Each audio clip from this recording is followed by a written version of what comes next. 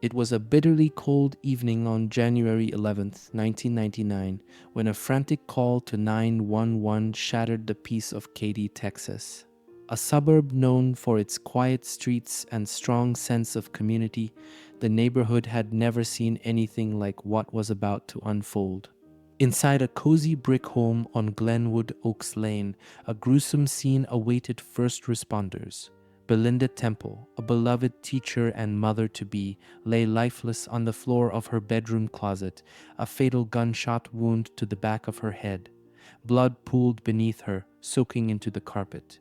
The air was thick with the acrid scent of gunpowder, yet the house itself was eerily silent.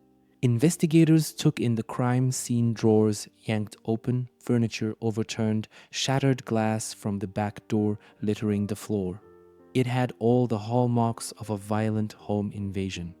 Or at least that's what someone wanted it to look like. But if this was truly the work of a burglar, something was already raising suspicions. Why would a thief target this home in broad daylight? And why would they execute a pregnant woman with such precision, a single shot fired execution style to the back of the head? As the first officers on scene secured the house, one major question loomed over the investigation. Was this a random act of violence or something far more calculated? To those who knew her, Belinda Temple was the definition of warmth and kindness. A gifted special education teacher at Katy High School, she dedicated her life to helping children. Her friends described her as patient, full of life, and deeply compassionate. But above all else, Belinda was a devoted mother. She and her husband, David Temple, already had a 3-year-old son, Evan, and were just weeks away from welcoming their second child, a baby girl. By all accounts, she had been excited about the future, decorating the nursery and preparing for the new arrival. Her husband, David Temple, was a well-respected high school football coach. To the outside world, he was the perfect husband, athletic, charismatic, and deeply involved in the community.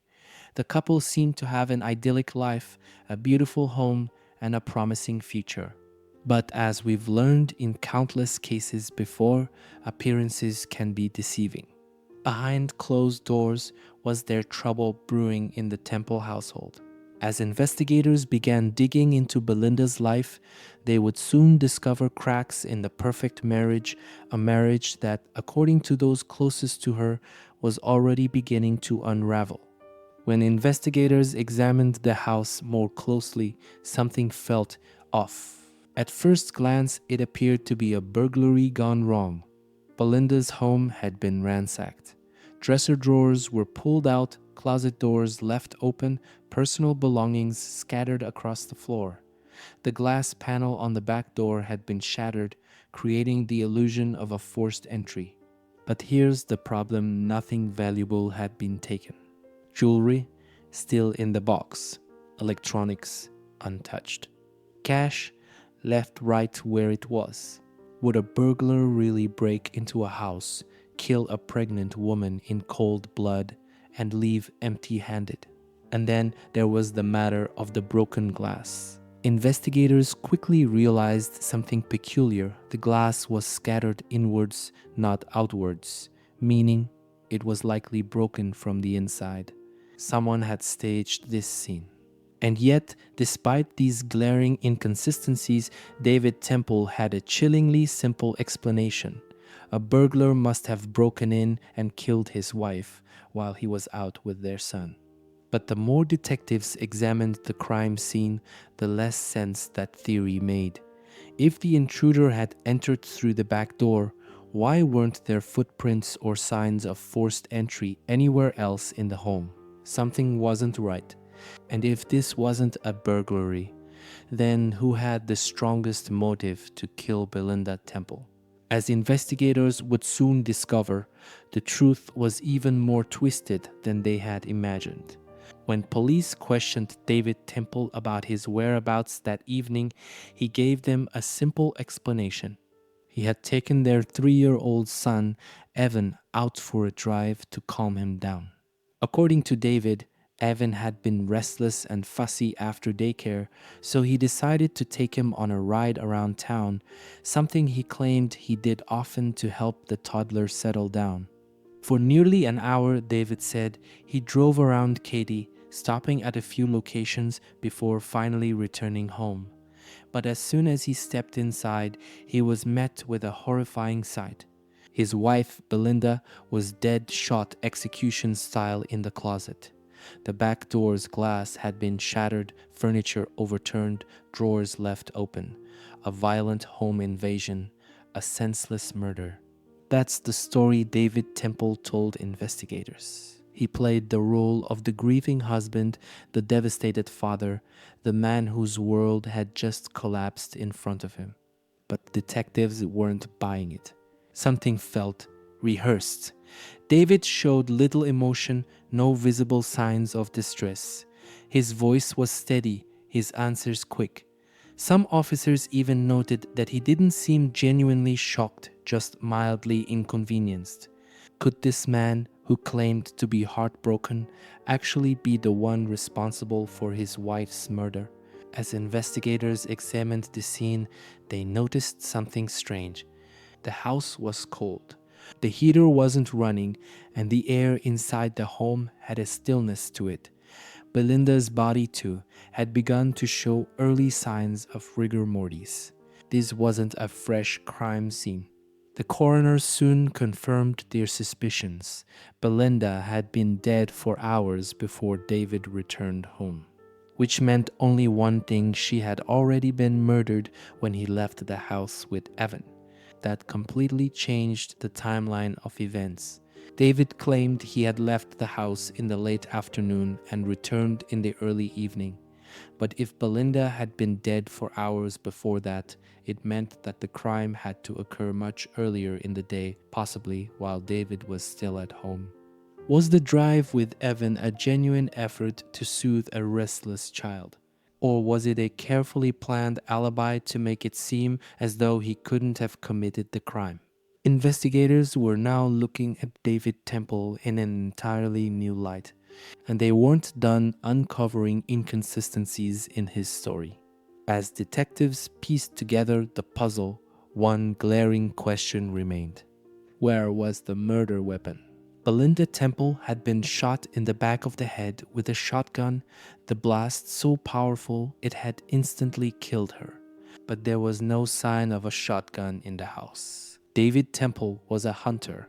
He owned multiple firearms, but when police checked his collection, one of his shotguns was missing. He had no explanation for it. And just like that, an already suspicious situation had turned even darker.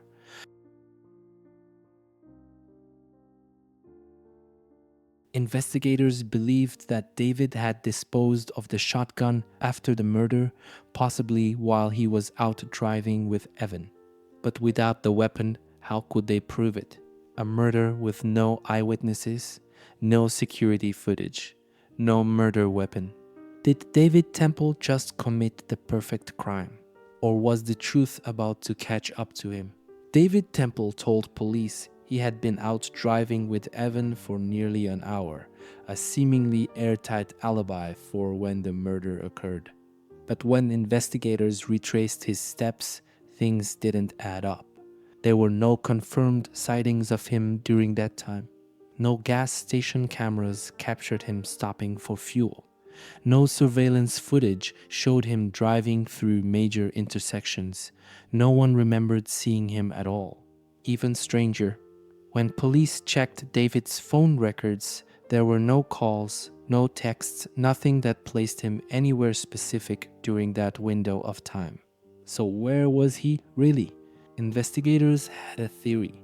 They believed that instead of simply driving around with Evan, David had used that time to dispose of crucial evidence: the murder weapon, his bloody clothes, anything that could tie him to the crime.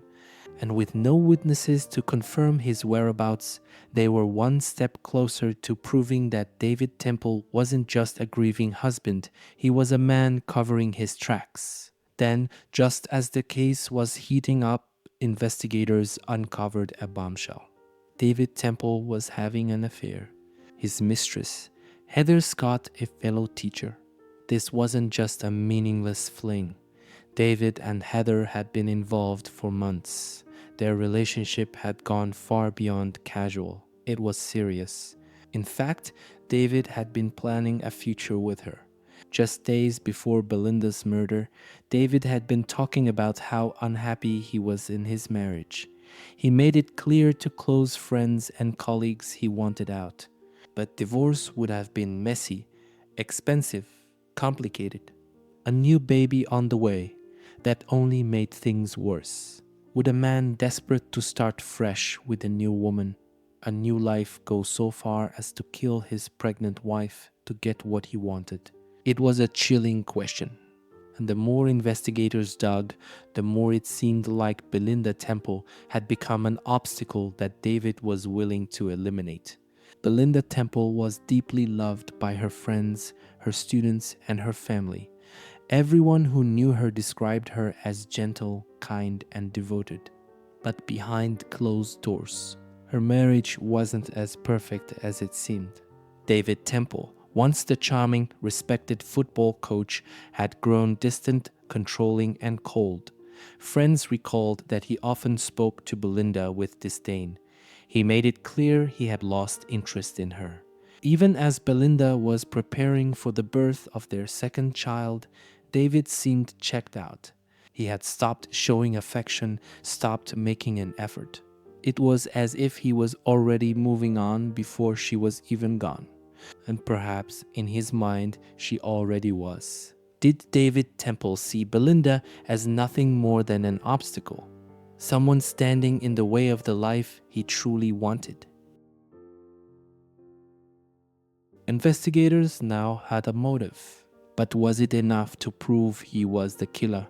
The case was about to take a shocking turn. For days, investigators combed through every piece of evidence, trying to poke holes in David Temple's story. And then a breakthrough. A neighbor came forward with a chilling piece of information. She told police that on the afternoon of January 11th, 1999, she had heard a loud gunshot. But here's where it gets interesting. She heard it long before David Temple claimed to have left the house with Evan. That meant that by the time David was supposedly out calming his son, Belinda was already dead. If true, this completely destroyed David's timeline. But there was a problem. This was just a witness account. There were no security cameras, no recordings, nothing concrete to back it up. And without the murder weapon, investigators still had no direct forensic evidence linking David to the crime. Was this enough to arrest him? Or would David Temple slip through the cracks of the justice system? For 5 years, Belinda Temple's family waited for justice. 5 years of grief, 5 years of unanswered questions. But in 2004, prosecutors finally decided they had enough to make their move. David Temple was arrested and charged with the murder of his wife. His reaction? Cold, unmoved, emotionless. He denied everything, claimed he was innocent, that the real killer was still out there. But the evidence told a different story.